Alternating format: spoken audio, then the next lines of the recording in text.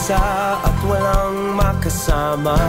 Nag-aabang kung sino man ang kakausap. Nagtatanong kung bakit nga ba nandito. Paglingon, ikaw agad ang nakita. Di maiwasan na ikaw ay titigan. Nag-iisip kung paano lalapit sa'yo. Hindi na malayan, bigla na lang nagkatabi at nagtawanan sa isang iglap na kayayaan.